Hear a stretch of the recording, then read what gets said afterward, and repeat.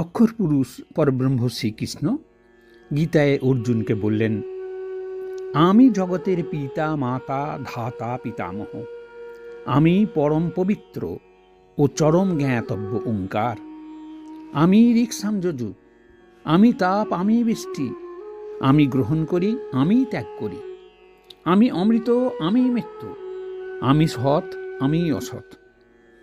এই সংসারে আমার সনাতন জীবরূপ অংশ প্রকৃতিস্থিত মন ও পঞ্চেন্দ্রিয়কে আকর্ষণ করে থাকে।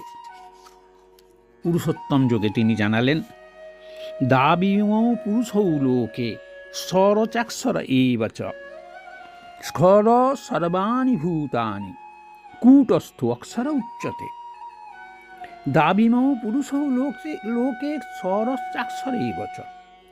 খর ও অক্ষর নামে দুই পুরুষ এই সংসারে প্রসিদ্ধ। স্বর সর্বাণি ভূতানি, তার মধ্যে সমুদয় ভূতি খর। কূটস্থ অক্ষর উচ্চতে, আর কূটস্থ পুরুষ অক্ষর। উত্তম পুরুষস্তন্য পরমাত্মা ইতি উদাহৃতঃ ইয়ো লোকত্রয়মাবিশ্য বিভর্তব্য ঈশ্বর। আর এক উত্তম পুরুষ আছেন যাকে পরমাত্মা বলা হয়। তিনি তিন লোকে প্রবেশ করে সমস্ত প্রতিপালন করছেন।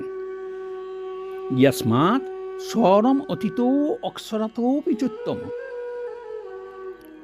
আমি খরের অতীত, অক্ষরেরও উত্তম।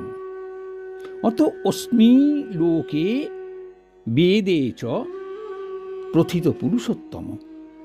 এই জন্যই বেদে ও লোকে আমি পুরুষোত্তম নামে প্রসিদ্ধ।